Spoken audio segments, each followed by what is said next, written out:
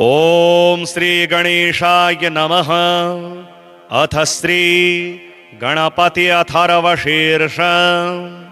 हरि ओम। नमस्ते गणपतये। त्वमेव प्रत्यक्षम तत्त्वमसि। त्वमेव केवलं करतासि। त्वमेव केवलं धरतासि। त्वमेव केवलं हरतासि। त्वमेव सर्वं खलविदं ब्रह्मासि।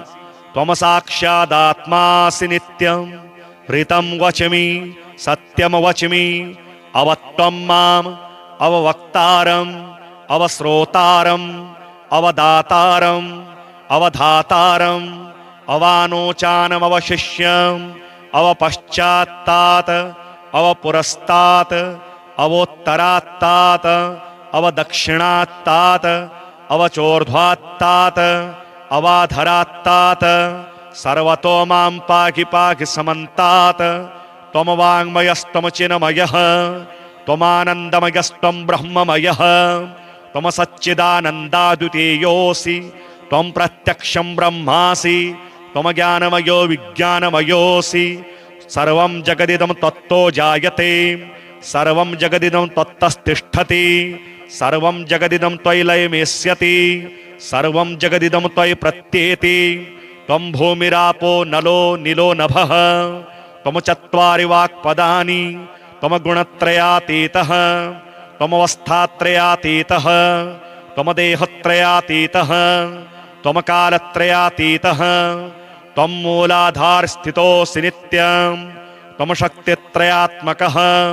त्वां योगिनो ध्यायन्ति नित्यं।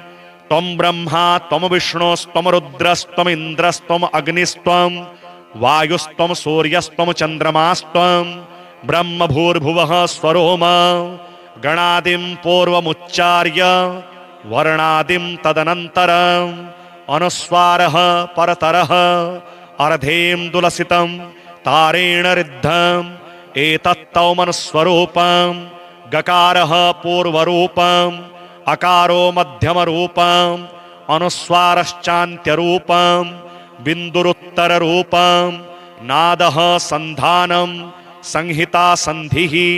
सैषा गणेश विद्या गणकऋषिः निश्चितगायत्री छन्दः गणपतिर्देवता। ओम गणपतये नमः। एकदन्ताय विद्महे वक्रतुण्डाय धीमहि तन्नो दन्तिः प्रचोदयात्। एकदन्तं चतुर्हस्तं पाशमङ्कुशधारिणं रदं च वरदं हस्तैर्बिभ्राणं मूषकध्वजं रक्तं लम्बोदरं शूर्प कर्णकं रक्तवाससं रक्तगन्धानुलिप्ताङ्गं रक्तपुष्पैः सुपूजितं भक्तानुकम्पिनं देवं जगत्कारणमच्युतम् आविर्भूतं च सृष्ट्यादौ प्रकृतेः पुरुषात् परम् एवं ध्यायति यो नित्यं स योगी योगिनां वरः। नमो व्रातपतये नमो गणपतये नमः प्रमदपतये। नमस्ते स्तुलम्बोदराय एकदन्ताय विघ्ननाशिने शिवसुताय श्रीवरदमूर्तये नमो नमः। श्री आदित्यकवचम्। ओम अस्य श्रीमदादित्यकवचस्तोत्रमहामन्त्रस्य याज्ञवल्क्यो महर्षिः अनुष्टुप् जगदीच्छन्दसि गृणिरिति बीजं सूर्य इति शक्तिः आदित्य इति कीलकं श्रीसूर्यनारायणप्रीत्यर्थे जपे विनियोगः। उदयाचलमागत्य वेदरूपमनामयम् तुष्टावपरया भक्त्या वालखिल्यादिभिर्वृतं देवासुरैः सदा वन्द्यं ग्रहैश्च परिवेष्टितं। ध्यायनस्तुवन पठन्नाम यः सूर्यकवचं सदा कृणिहि पातु शिरोदेशं सूर्यः फालं च पातु मे। आदित्यो लोचने पातु श्रुते पातु प्रभाकरः। घ्राणं पातु सदा भानुः अर्कः पातु मुखं तथा जिह्वां पातु जगन्नाथः कण्ठं पातु विभावसुः। स्कन्धौ ग्रहपतिः पातु भुजौ पातु प्रभाकरः। अहस्करः पातु हस्तौ हृदयं पातु भानुमान्। मध्यम च पातु सप्ताश्वो नाभिं पातु नभोमणिः द्वादशात्मा कटिं पातु सविता पातु सृक्किणी ऊरो पातु सुरश्रेष्ठो जानुनी पातु भास्करः जंघे पातु च मार्ताण्डो गलं पातु तुषाम्पतिः पादोऽभ्रध्नः सदा पातो मित्रोऽपि सकलं वपुः वेदत्रयात्मक स्वामिन्नारायण जगतपते अयातयामं तम कंचिद वेद रूपः प्रभाकरः स्तोत्रेणानेन सन्तुष्टो वालखिल्यादिभिर्वृतः साक्षाद् वेदमयो देवो रथारूढः समागतः तं दृष्ट्वा सहसोत्थाय दण्डवत् प्रणमन् भुवि कृताञ्जलिपुटो भूत्वा सूर्यस्याग्रे स्थितस्तदा वेदमूर्तिर्महाभागो ज्ञानदृष्टिर्विचार्य च ब्रह्मणा स्थापितं पूर्वं यातयाम विवर्जितं सत्त्वप्रधानं शुक्लाख्यं वेदरूपमनामयं शब्दब्रह्ममयं वेदं सत्कर्म ब्रह्मवाचकं मुनिमध्यापयामास प्रथमं सविता स्वयं तेन प्रथमदत्तेन वेदेन परमेश्वरः याज्ञवल्क्यो मुनिश्रेष्ठः कृतकृत्यो भवत्तदा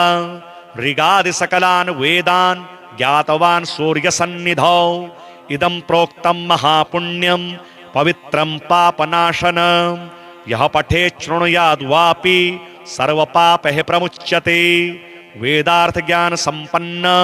सूर्यलोकमवाप्नुयात्। हरिः ओम नमस्ते गणपतये त्वमेव प्रत्यक्षं तत्त्वमसि त्वमेव केवलं करतासि त्वमेव केवलं धरतासि त्वमेव केवलं हरतासि त्वमेव सर्वं खलविदं ब्रह्मासि त्वं साक्षादात्मासि नित्यं ऋतं वच्मि सत्यं वच्मि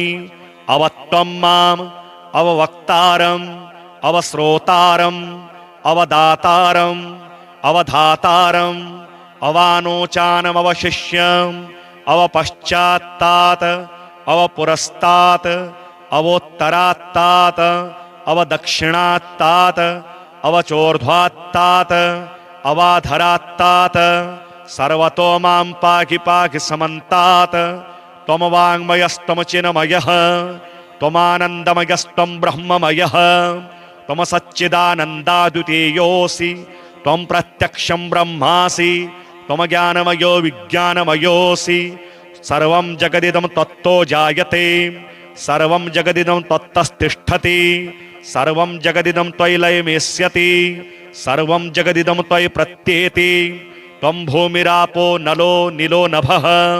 त्वं चत्वारि वाक्पदानि त्वं गुणत्रयातीतः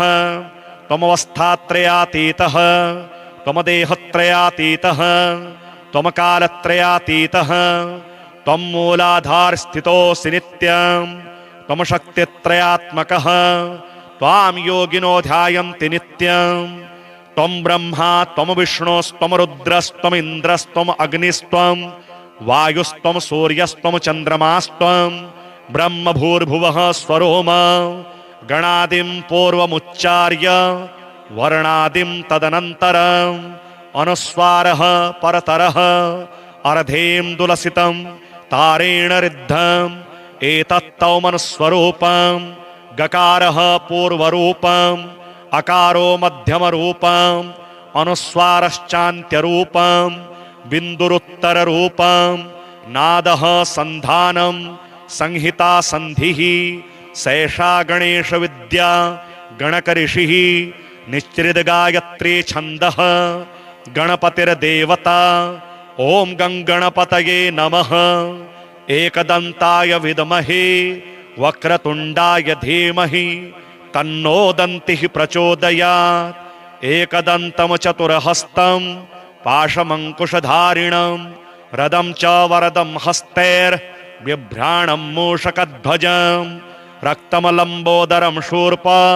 कर्णकं रक्तवाससं रक्तगन्धानुलिप्ताङ्गं रक्तपुष्पैः सुपूजितं भक्तानुकम्पिनं देवं जगत्कारणमच्युतम् आविर्भूतं च सृष्ट्यादौ प्रकृतेः पुरुषात् परम् एवं ध्यायति यो नित्यं स योगी योगिनां वरः नमो व्रातपतये नमो गणपतये नमः प्रमदपतये नमस्ते स्तुलंबोदराय एकदंताय विघ्ननाशिने शिवसुताय श्रीवरदमूर्तये नमो नमः। श्री आदित्य कवच ओम अस्य श्रीमदादित्य कवच स्तोत्र महामन्त्रस्य याज्ञवल्क्यो महर्षिः अनुष्टुभ जगदि छन्दसि घृणिरिति बीजं सूर्य इति शक्तिः आदित्य इति कीलकं श्री सूर्यनारायण प्रीत्यर्थे जपे विनियोगः उदयाचलमागत्य वेदरूपमनामयं तुष्टावपरया भक्त्या वालखिल्यादिभिर्वृतं देवासुरैः सदा वन्द्यं ग्रहैश्च परिवेष्टितं ध्यायनस्तुवन पठन्नाम यः सूर्यकवचं सदा कृणिः पातु शिरोदेशं सूर्यः फालं च पातु मे आदित्यो लोचने पातु श्रुते पातु प्रभाकरः घ्राणं पातु सदा भानुः अर्कः पातु मुखं तथा जिह्वां पातु जगन्नाथः कंठं पातु विभावसुः स्कन्धौ ग्रहपतिः पातु भुजौ पातु प्रभाकरः अहस्करः पातु हस्तौ हृदयं पातु भानुमान् मध्यं च पातु सप्ताश्वो नाभिं पातु नभोमणिः द्वादशात्मा कटिं पातु सविता पातु सृक्किणी ऊरो पातु सुरश्रेष्ठो जानुनी पातु भास्करः जङ्घे पातु च मार्ताण्डो गलं पातु तुषाम्पतिः पादोऽभ्रद्नः सदा पातु मित्रोऽपि सकलं वपुः वेदत्रयात्मक स्वामिन्नारायण जगतपते अयातयामं तम कंचिद वेदरूपः प्रभाकरः स्तोत्रेणानेन सन्तुष्टो वालखिल्यादिभिर्वृतः साक्षाद् वेदमयो देवो रथारूढः समागतः तं दृष्ट्वा सहसोत्थाय दण्डवत् प्रणमन् भुवि कृताञ्जलिपुटो भूत्वा सूर्यस्याग्रे स्थितस्तदा वेदमूर्तिर्महाभागो ज्ञानदृष्टिर्विचार्य च ब्रह्मणा स्थापितं पूर्वं यातयाम विवर्जितं सत्त्वप्रधानं शुक्लाख्यं वेदरूपमनामयं शब्दब्रह्ममयं वेदं सत्कर्म ब्रह्मवाचकं मुनिमध्यापयामास प्रथमं सविता स्वयं तेन प्रथमदत्तेन वेदेन परमेश्वरः याज्ञवल्क्यो मुनिश्रेष्ठः कृतकृत्यो भवत्तदा ऋगादि सकलान् वेदान् ज्ञातवान् सूर्यसन्निधौ इदं प्रोक्तं महापुण्यं पवित्रं पापनाशनं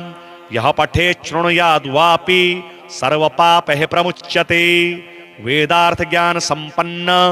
सूर्यलोकमवाप्नुयात्। हरिः ओम नमस्ते गणपतये त्वमेव प्रत्यक्षं तत्त्वमसि त्वमेव केवलं करतासि त्वमेव केवलं धरतासि त्वमेव केवलं हरतासि त्वमेव सर्वं खलविदं ब्रह्मासि त्वं साक्षादात्मासि नित्यं ऋतं वच्मि सत्यं वच्मि अवत्वं माम् अववक्तारम् अवश्रोतारम् अवदातारम् अवधातारम् अवानोचानमवशिष्यम् अवपश्चात्तात् अवपुरस्तात् अवोत्तरात्तात् अवदक्षिणात्तात् अवचोर्ध्वात्तात् अवाधरात्तात् सर्वतो मां पाहि पाहि समन्तात् त्वं वाङ्मयस्त्वं चिन्मयः त्वमानन्दमयस्त्वं ब्रह्ममयः त्वं सच्चिदानन्दाद्वितीयोऽसि त्वं प्रत्यक्षं ब्रह्मासि त्वं ज्ञानमयो विज्ञानमयोऽसि सर्वं जगदिदं त्वत्तो जायते सर्वं जगदिदं त्वत्तस्तिष्ठति सर्वं जगदिदं त्वयि लयमेष्यति सर्वं जगदिदं त्वयि प्रत्येति त्वं भूमिरापो नलो निलो नभः त्वं चत्वारि वाक्पदानि त्वं गुणत्रयातीतः त्वमवस्थात्रयातीतः त्वं देहत्रयातीतः त्वं कालत्रयातीतः त्वं मूलाधारस्थितोऽसि नित्यं त्वं शक्तित्रयात्मकः त्वां योगिनो ध्यायन्ति नित्यं त्वं ब्रह्मा त्वं विष्णुस्त्वं रुद्रस्त्वम् इन्द्रस्त्वम् अग्निस्त्वं वायुस्त्वं सूर्यस्त्वं चन्द्रमास्त्वं ब्रह्म भूर्भुवः स्वरोम गणादिं पूर्वमुच्चार्य वर्णादिं तदनन्तरम् अनुस्वारः परतरः अर्धेन्दुलसितं तारेण रिद्धम् एतत्तौमनुस्वरूपम् गकारः पूर्वरूपम् अकारो मध्यमरूपम् अनुस्वारश्चान्त्यरूपम् बिन्दुरुत्तररूपम् नादः सन्धानम् संहिता सन्धिः सैषा गणेश विद्या गणकऋषिः निश्चितगायत्री छन्दः गणपतिर्देवता ॐ गणपतये नमः एकदन्ताय विद्महे वक्रतुण्डाय धीमहि तन्नो दन्तिः प्रचोदयात् एकदन्तं चतुर्हस्तं पाशमङ्कुशधारिणं रदं च वरदं हस्तैर्बिभ्राणं मूषकध्वजं रक्तमलम्बोदरं शूर्प कर्णकं रक्तवाससं रक्तगन्धानुलिप्ताङ्गं रक्तपुष्पैः सुपूजितं भक्तानुकम्पिनं देवं जगत्कारणमच्युतम् आविर्भूतं च सृष्ट्यादौ प्रकृतेः पुरुषात् परम् एवं ध्यायति यो नित्यं स योगी योगिनां वरः नमो व्रातपतये नमो गणपतये नमः प्रमदपतये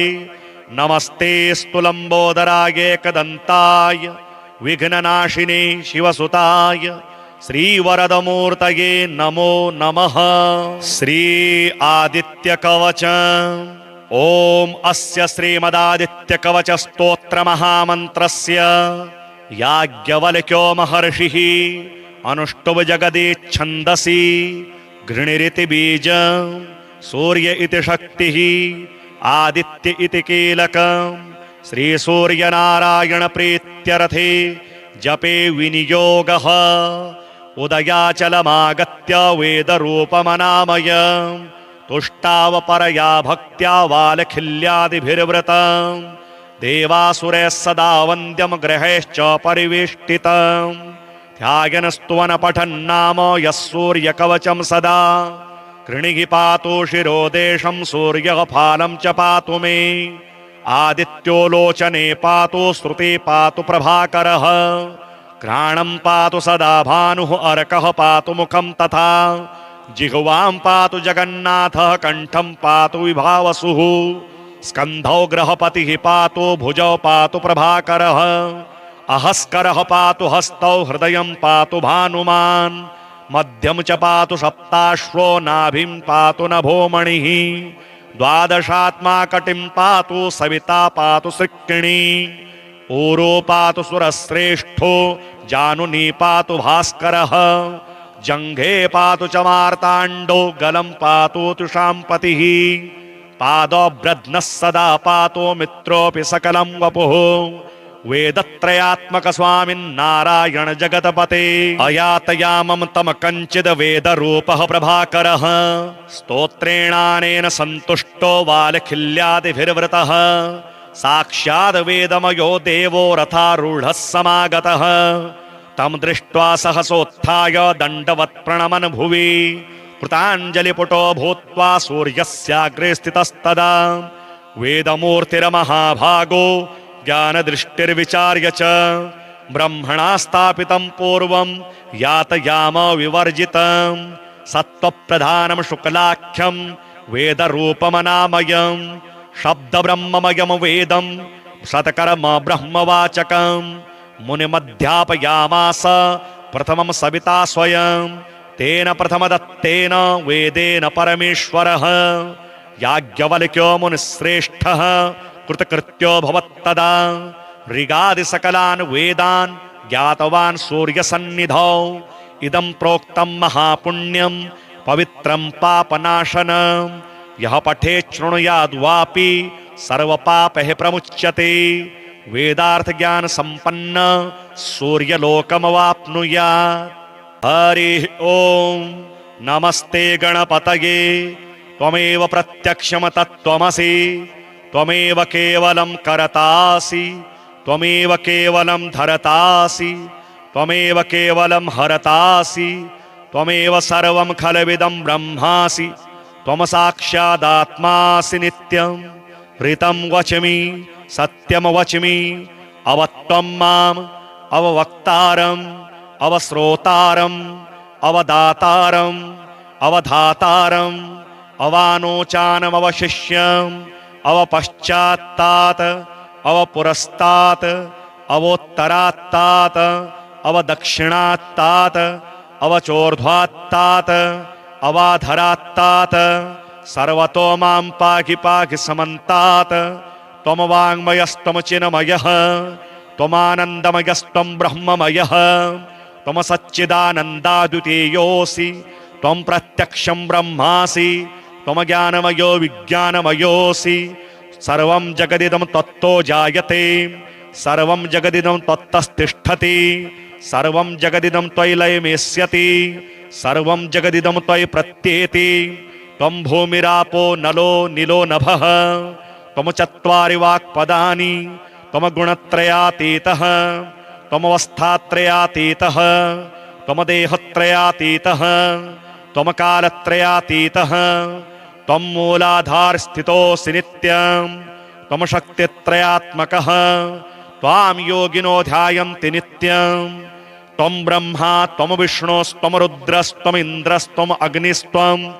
वायुस्त्वं सूर्यस्त्वं चन्द्रमास्त्वं ब्रह्म भूर्भुवः स्वरोम गणादिं पूर्वमुच्चार्य वर्णादिं तदनन्तरम् अनुस्वारः परतरः अर्धेन्दुलसितं तारेण रिद्धम् एतत्तौमनुस्वरूपं गकारः पूर्वरूपम् अकारो मध्यमरूपम् अनुस्वारश्चान्त्यरूपम् बिन्दुरुत्तररूपम् नादः सन्धानं संहिता संधिः सैषा गणेश विद्या गणकऋषिः निश्चितगायत्री छन्दः गणपतिर्देवता ओम गंगणपतये नमः एकदंताय विद्महे वक्रतुंडाय धीमहि तन्नो दन्तिः प्रचोदयात् एकदन्तं चतुर्हस्तं पाशमंकुशधारिणं रदं च वरदं हस्तैर्बिभ्राणं मूषकध्वजं रक्तमलम्बोदरं शूर्प कर्णकं रक्तवाससं रक्तगन्धानुलिप्तांगं रक्तपुष्पैः सुपूजितं भक्तानुकंपिनं देवं जगत्कारणमच्युतम् आविर्भूतं च सृष्ट्यादौ प्रकृतेः पुरुषात् परम् एवं ध्यायति यो नित्यं स योगी योगिनां वरः नमो व्रातपतये नमो गणपतये नमः प्रमदपतये नमस्ते स्तुलम्बोदराय एकदन्ताय विघ्ननाशिने शिवसुताय श्रीवरदमूर्तये नमो नमः। श्री आदित्यकवचम् ओम अस्य श्रीमदादित्यकवचस्तोत्रमहामन्त्रस्य याज्ञवल्क्यो महर्षिः अनुष्टुप् जगदीच्छन्दसि गृणीरिति बीजं सूर्य इति शक्तिः आदित्य इति कीलकम् श्रीसूर्यनारायण प्रीत्यर्थे जपे विनियोगः उदयाचलमागत्य वेदरूपमनामयम् तुष्टावपरया भक्त्या वालखिल्यादिभिर्वृतं देवासुरैः सदा वन्द्यं ग्रहैश्च परिवेष्टितं ध्यायनस्तुवन पठन्नाम यः सूर्यकवचं सदा कृणिहि पातु शिरोदेशं सूर्यः फालं च पातु मे आदित्यो लोचने पातु श्रुते पातु प्रभाकरः घ्राणं पातु सदा भानुः अर्कः पातु मुखं तथा जिह्वां पातु जगन्नाथः कंठं पातु विभावसुः स्कन्धौ ग्रहपतिः पातु भुजौ पातु प्रभाकरः अहस्करः पातु हस्तौ हृदयं पातु भानुमान् मध्यं च पातु सप्ताश्वो नाभिं पातु नभोमणिः द्वादशात्मा कटिं पातु सविता पातु सृक्किणी ऊरो पातु सुरश्रेष्ठो जानुनी पातु भास्करः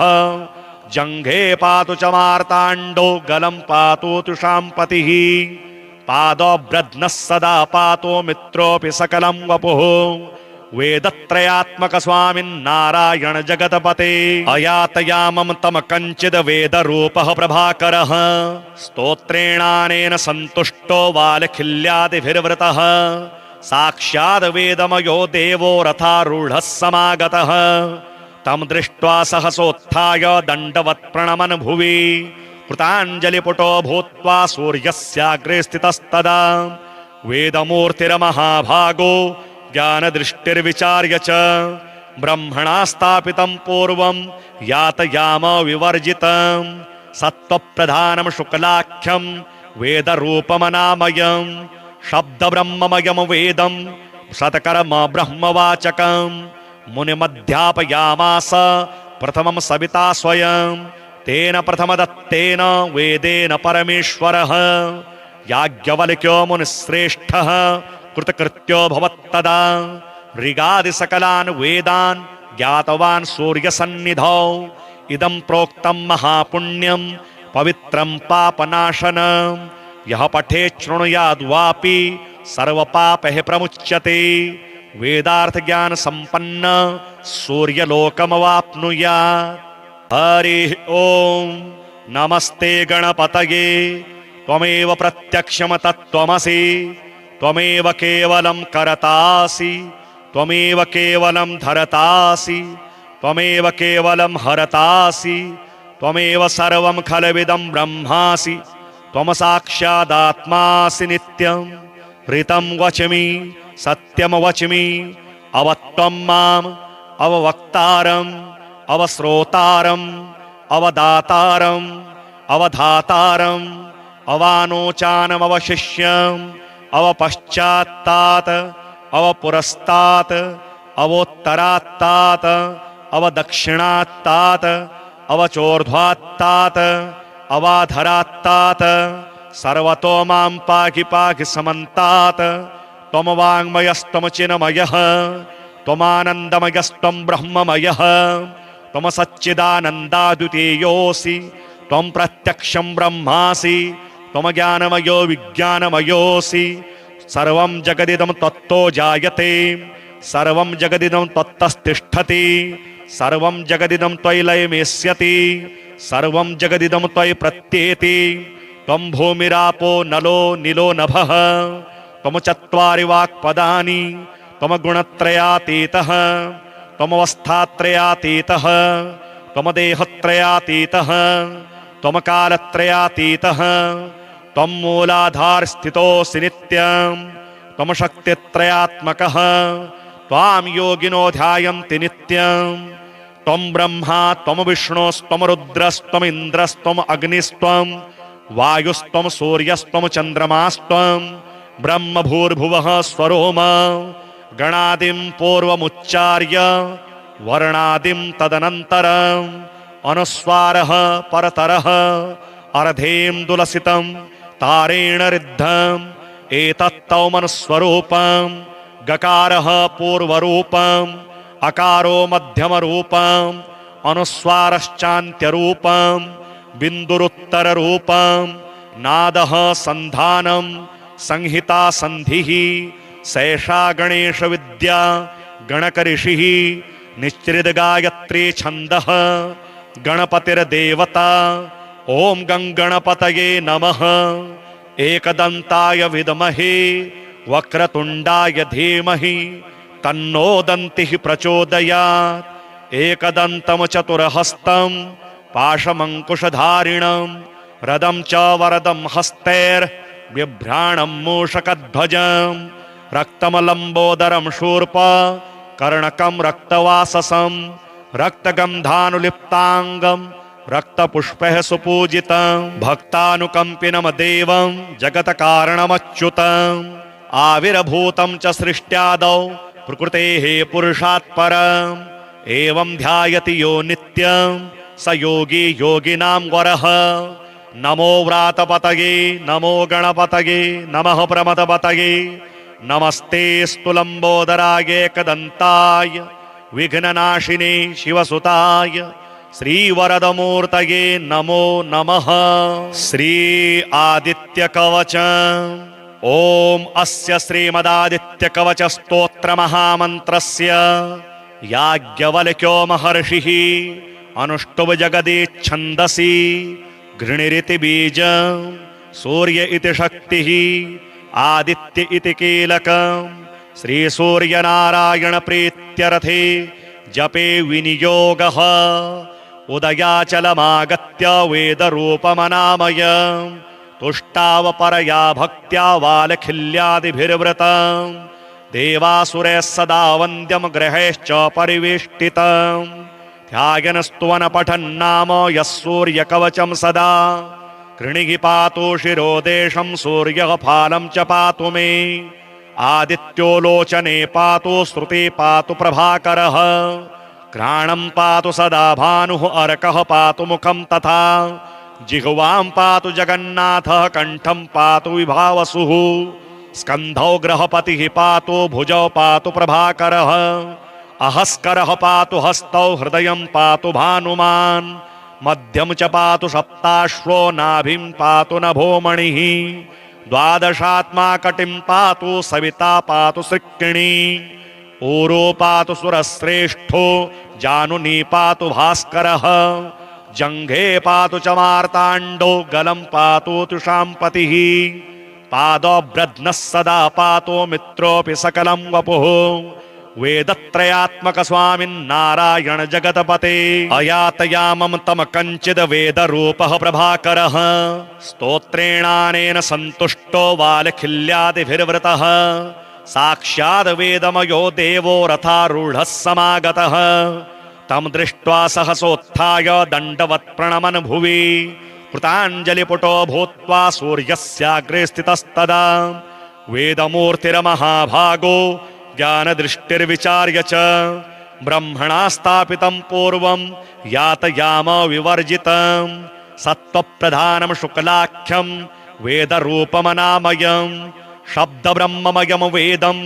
सत्कर्म ब्रह्मवाचकं मुनिमध्यापयामास प्रथमं सविता स्वयं तेन प्रथमदत्तेन वेदेन परमेश्वरः याज्ञवल्क्यो मुनिश्रेष्ठः कृतकृत्यो भवत्तदा ऋगादि सकलान् वेदान् ज्ञातवान् सूर्यसन्निधौ इदं प्रोक्तं महापुण्यं पवित्रं पापनाशनं यः पठेत् शृणुयाद्वापि सर्वपापैः प्रमुच्यते वेदार्थ ज्ञान संपन्न सूर्यलोकमवाप्नुयात् हरिः ओम नमस्ते गणपतये त्वमेव प्रत्यक्षं तत्त्वमसि त्वमेव केवलं करतासि त्वमेव केवलं धरतासि त्वमेव केवलं हरतासि त्वमेव सर्वं खलविदं ब्रह्मासि त्वं साक्षादात्मासि नित्यं ऋतं वच्मि सत्यं वच्मि अवत्वं माम् अववक्तारम् अवश्रोतारम् अवदातारम् अवधातारम् अवानोचानमवशिष्यम् अवपश्चात्तात् अवपुरस्तात् अवोत्तरात्तात् अवदक्षिणात्तात् अवचोर्ध्वात्तात् अवाधरात्तात् सर्वतो मां पाहि पाहि समन्तात् त्वं वाङ्मयस्त्वं चिन्मयः त्वमानन्दमयस्त्वं ब्रह्ममयः त्वं सच्चिदानन्दाद्वितीयोऽसि त्वं प्रत्यक्षं ब्रह्मासि त्वं ज्ञानमयो विज्ञानमयोऽसि सर्वं जगदिदं तत्तो जायते सर्वं जगदिदं तत्तस्तिष्ठति सर्वं जगदिदं त्वयि लयमेष्यति सर्वं जगदिदं त्वयि प्रत्येति त्वं भूमिरापो नलो नीलो नभः त्वं चत्वारि वाक्पदानि त्वं गुणत्रयातीतः त्वमवस्थात्रयातीतः त्वं देहत्रयातीतः त्वं कालत्रयातीतः त्वं मूलाधारस्थितोऽसि नित्यं त्वं शक्तित्रयात्मकः त्वां योगिनो ध्यायन्ति नित्यं त्वं ब्रह्मा त्वं विष्णुस्त्वं रुद्रस्त्वं इन्द्रस्त्वं अग्निस्त्वं वायुस्त्वं सूर्यस्त्वं चन्द्रमास्त्वं ब्रह्म भूर्भुवः स्वरोम गणादिं पूर्वमुच्चार्य वर्णादिं तदनन्तरम् अनुस्वारः परतरः अर्धेन्दुलसितं तारेण रिद्धं एतत्तौ मनुस्वरूपं गकारः पूर्वरूपम् अकारो मध्यमरूपम् अनुस्वारश्चान्त्यरूपम् बिन्दुरुत्तररूपम् नादः सन्धानं संहिता संधिः सैषा गणेश विद्या गणकऋषिः निश्चितगायत्री छन्दः गणपतिर्देवता ॐ गणपतये नमः एकदन्ताय विद्महे वक्रतुण्डाय धीमहि तन्नो दन्तिः प्रचोदयात् एकदन्तं चतुर्हस्तं पाशमङ्कुशधारिणं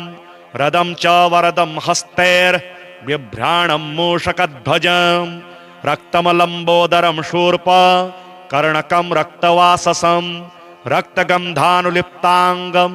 रक्तपुष्पैः सुपूजितं भक्तानुकम्पिनं देवं जगत्कारणमच्युतम् आविर्भूतं च सृष्ट्यादौ प्रकृतेः पुरुषात् परम्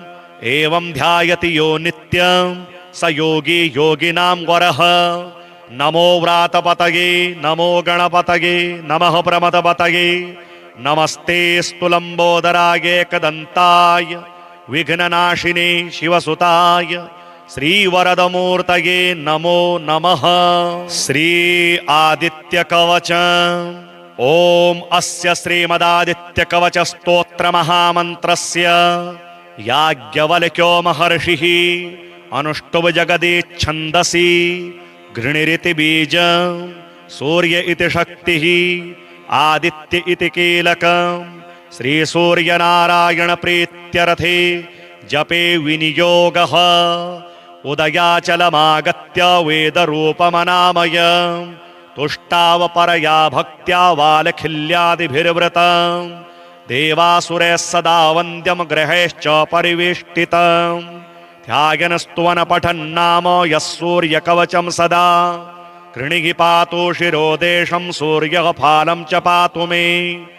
आदित्यो लोचने पातु श्रुते पातु प्रभाकरः घ्राणं पातु सदा भानुः अर्कः पातु मुखं तथा जिह्वां पातु जगन्नाथः कण्ठं पातु विभावसुः स्कन्धौ ग्रहपतिः पातु भुजौ पातु प्रभाकरः अहस्करः पातु हस्तौ हृदयं पातु भानुमान् मध्यं च पातु सप्ताश्वो नाभिं पातु नभोमणिः द्वादशात्मा कटिं पातु सविता पातु सृक्किणी ऊरो पातु सुरश्रेष्ठो जानुनी पातु भास्करः जङ्घे पातु च मार्ताण्डो गलं पातु तुषाम्पतिः पादोऽभ्रद्नः सदा पातु मित्रोऽपि सकलं वपुः वेदत्रयात्मक स्वामिन्नारायण जगतपते अयातयामं तम कञ्चिद् वेदरूपः प्रभाकरः स्तोत्रेणानेन सन्तुष्टो वालखिल्यादिभिर्वृतः साक्षाद् वेदमयो देवो रथारूढः समागतः तं दृष्ट्वा सहसोत्थाय दण्डवत् प्रणमन् भुवि कृताञ्जलिपुटो भूत्वा सूर्यस्याग्रे स्थितस्तदा वेदमूर्तिर्महाभागो ज्ञानदृष्टिर्विचार्य च ब्रह्मणा स्थापितं पूर्वं यातयाम विवर्जितं सत्त्वप्रधानं शुक्लाख्यं वेदरूपमनामयं शब्दब्रह्ममयं वेदं शतकर्म ब्रह्मवाचकं मुनिमध्यापयामास प्रथमं सविता स्वयं तेन प्रथमदत्तेन वेदेन परमेश्वरः याज्ञवल्क्यो मुनिश्रेष्ठः कृतकृत्यो भवत्तदा ऋगादिसकलान् वेदान् ज्ञातवान् सूर्यसन्निधौ इदं प्रोक्तं महापुण्यं पवित्रं पापनाशनं यः पठेत् शृणुयाद्वापि सर्वपापैः प्रमुच्यते वेदार्थज्ञानसम्पन्न सूर्यलोकमवाप्नुयात्। हरिः ॐ नमस्ते गणपतये त्वमेव प्रत्यक्षं तत्त्वमसि त्वमेव केवलं करतासि त्वमेव केवलं धरतासि त्वमेव केवलं हरतासि त्वमेव सर्वं खलविदं ब्रह्मासि त्वं साक्षादात्मासि नित्यं ऋतं वच्मि सत्यं वच्मि अवत्वं माम् अववक्तारम् अवश्रोतारम् अवदातारम् अवधातारम् अवानोचानमवशिष्यम् अवपश्चात्तात् अवपुरस्तात् अवोत्तरात्तात् अवदक्षिणात्तात् अवचोर्ध्वात्तात् अवाधरात्तात् सर्वतो मां पाहि पाहि समन्तात् त्वं वाङ्मयस्त्वं चिन्मयः त्वमानन्दमयस्त्वं ब्रह्ममयः त्वं सच्चिदानन्दाद्वितीयोऽसि त्वं प्रत्यक्षं ब्रह्मासि त्वं ज्ञानमयो विज्ञानमयोऽसि सर्वं जगदिदं त्वत्तो जायते सर्वं जगदिदं त्वत्तस्तिष्ठति सर्वं जगदिदं त्वयि लयमेष्यति सर्वं जगदिदं त्वयि प्रत्येति त्वं भूमिरापो नलो निलो नभः त्वं चत्वारि वाक्पदानि त्वं गुणत्रयातीतः त्वमवस्थात्रयातीतः त्वं देहत्रयातीतः त्वं कालत्रयातीतः त्वं मूलाधारस्थितोऽसि नित्यं त्वं शक्तित्रयात्मकः त्वां योगिनो ध्यायन्ति नित्यं त्वं ब्रह्मा त्वं विष्णुस्त्वं रुद्रस्त्वम् इन्द्रस्त्वम् अग्निस्त्वं वायुस्त्वं सूर्यस्त्वं चन्द्रमास्त्वं ब्रह्म भूर्भुवः स्वरोम गणादिं पूर्वमुच्चार्य वर्णादिं तदनन्तरम् अनुस्वारः परतरः अर्धेन्दुलसितं तारेण रिद्धम् एतत्तौमनुस्वरूपं गकारः पूर्वरूपम् अकारो मध्यमरूपम् अनुस्वारश्चान्त्यरूपम् बिन्दुरुत्तररूपम् नादः सन्धानं संहिता संधिः सैषा गणेशविद्या गणकऋषिः निश्चितगायत्री छन्दः गणपतिर्देवता ॐ गङ्गणपतये नमः एकदन्ताय विद्महे वक्रतुण्डाय धीमहि तन्नो दन्तिः प्रचोदयात् एकदन्तं चतुर्हस्तं पाशमङ्कुशधारिणं रदं च वरदं हस्तैर्बिभ्राणं मूषकध्वजं रक्तं लम्बोदरं शूर्प कर्णकं रक्तवाससं रक्तगन्धानुलिप्ताङ्गं रक्तपुष्पैः सुपूजितं भक्तानुकम्पिनं देवं जगत्कारणमच्युतम् आविर्भूतं च सृष्ट्यादौ प्रकृतेः पुरुषात् परम् एवं ध्यायति यो नित्यं स योगी योगिनां वरः नमो व्रातपतये नमो गणपतये नमः प्रमदपतये नमस्ते स्तुलम्बोदराय एकदन्ताय विघ्ननाशिने शिवसुताय श्रीवरदमूर्तये नमो नमः।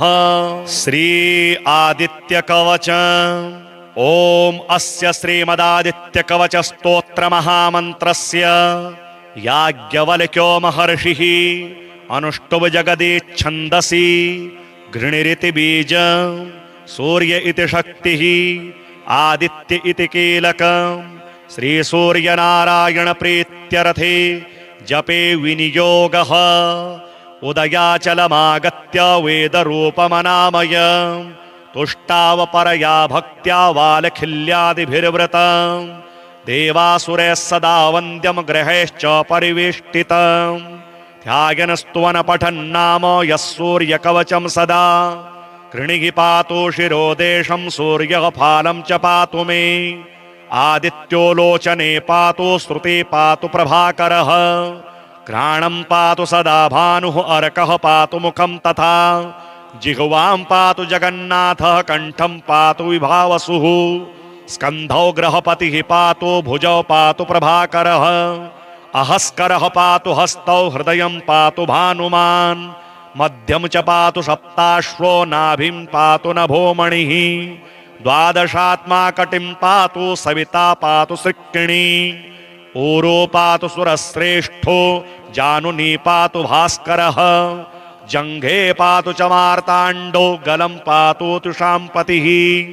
पादोऽभ्रद्नः सदा पातु मित्रोऽपि सकलं वपुः वेदत्रयात्मक स्वामिन्नारायण जगतपते अयातयामं तम कंचिद वेदरूपः प्रभाकरः स्तोत्रेणानेन सन्तुष्टो वालखिल्यादिभिर्वृतः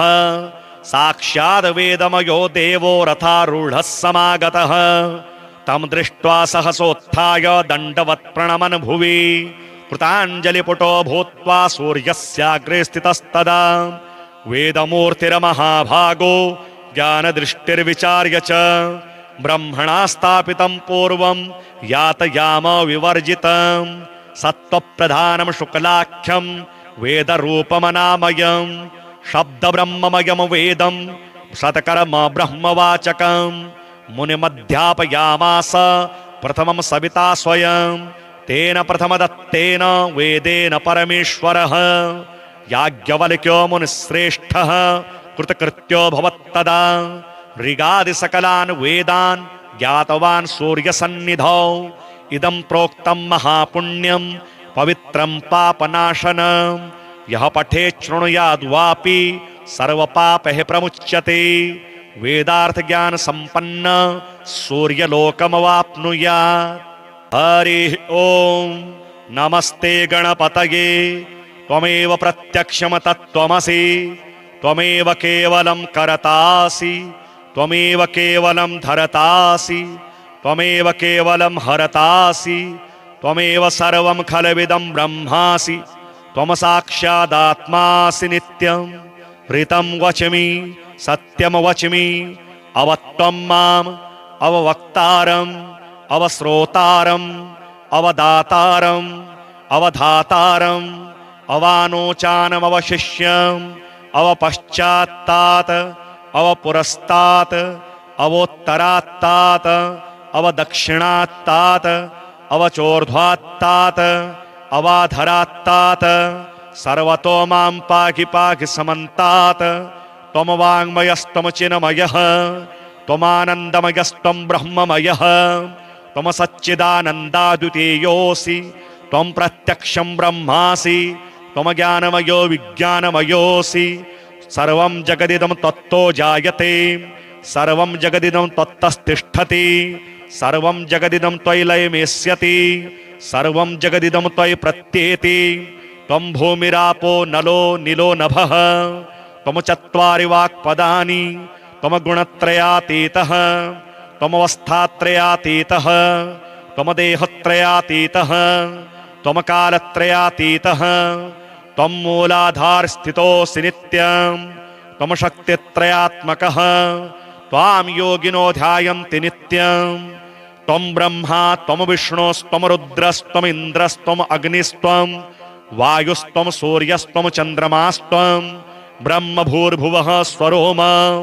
गणादिं पूर्वमुच्चार्य वर्णादिं तदनन्तरम् अनुस्वारः परतरः अर्धेन्दुलसितं तारेण ऋद्धम् एतत्तौमनुस्वरूपं गकारः पूर्वरूपम् अकारो मध्यमरूपम् अनुस्वारश्चान्त्यरूपम् बिन्दुरुत्तररूपम् नादः सन्धानं संहिता संधिः सैषा गणेश विद्या गणकऋषिः निश्चितगायत्री छन्दः गणपतिर्देवता ओम गंगणपतये नमः एकदंताय विद्महे वक्रतुंडाय धीमहि तन्नो दन्तिः प्रचोदयात् एकदन्तं चतुर्हस्तं पाशमंकुशधारिणं रदं च वरदं हस्तैर्बिभ्राणं मूषकध्वजं रक्तं लम्बोदरं शूर्प कर्णकं रक्तवाससं रक्तगन्धानुलिप्तांगं रक्तपुष्पैः सुपूजितं भक्तानुकंपिनं देवं जगत्कारणमच्युतम् आविर्भूतं च सृष्ट्यादौ प्रकृतेः पुरुषात् परम् एवं ध्यायति यो नित्यं स योगी योगिनां वरः नमो व्रातपतये नमो गणपतये नमः प्रमदपतये नमस्ते स्तुलम्बोदराय एकदन्ताय विघ्ननाशिने शिवसुताय श्रीवरदमूर्तये नमो नमः। श्री आदित्यकवचम् ओम अस्य श्रीमदादित्यकवच स्तोत्र महामन्त्रस्य याज्ञवल्क्यो महर्षिः अनुष्टुप् जगदीच्छन्दसि घृणिरिति बीजं सूर्य इति शक्तिः आदित्य इति कीलकं श्रीसूर्यनारायण प्रीत्यर्थे जपे विनियोगः उदयाचलमागत्य वेदरूपमनामयम् तुष्टावपरया भक्त्या वालखिल्यादिभिर्वृतम् देवासुरैः सदा वन्द्यं ग्रहैश्च परिवेष्टितम् ध्यायन् स्तुवन् पठन्नाम यः सूर्यकवचं सदा कृणिः पातु शिरोदेशं सूर्यः फालं च पातु मे आदित्यो लोचने पातु श्रुते पातु प्रभाकरः घ्राणं पातु सदा भानुः अर्कः पातु मुखं तथा जिह्वां पातु जगन्नाथः कंठं पातु विभावसुः स्कन्धौ ग्रहपतिः पातु भुजौ पातु प्रभाकरः अहस्करः पातु हस्तौ हृदयं पातु भानुमान् मध्यं च पातु सप्ताश्वो नाभिं पातु नभोमणिः द्वादशात्मा कटिं पातु सविता पातु सृक्किणी ऊरो पातु सुरश्रेष्ठो जानुनी पातु भास्करः जंघे पातु च मार्ताण्डो गलं पातु तुषाम्पतिः पादोऽभ्रद्नः सदा पातु मित्रोऽपि सकलं वपुः वेदत्रयात्मक स्वामिन्नारायण जगतपते अयातयामं तम कंचिद वेद रूपः प्रभाकरः स्तोत्रेणानेन सन्तुष्टो वालखिल्यादिभिर्वृतः साक्षाद् वेदमयो देवो रथारूढः समागतः तं दृष्ट्वा सहसोत्थाय दण्डवत् प्रणमन् भुवि कृताञ्जलिपुटो भूत्वा सूर्यस्याग्रे स्थितस्तदा वेदमूर्तिर्महाभागो ज्ञानदृष्टिर्विचार्य च ब्रह्मणा स्थापितं पूर्वं यातयाम विवर्जितं सत्त्वप्रधानं शुक्लाख्यं वेदरूपमनामयं शब्दब्रह्ममयं वेदं शतकर्म ब्रह्मवाचकं मुनिमध्यापयामास प्रथमं सविता स्वयं तेन प्रथमदत्तेन वेदेन परमेश्वरः याज्ञवल्क्यो मुनिश्रेष्ठः कृतकृत्यो भवत्तदा ऋगादि सकलान् वेदान् ज्ञातवान् सूर्यसन्निधौ इदं प्रोक्तं महापुण्यं पवित्रं पापनाशनं यः पठेत् शृणुयाद्वापि सर्वपापैः प्रमुच्यते वेदार्थ ज्ञान संपन्न सूर्यलोकमवाप्नुयात्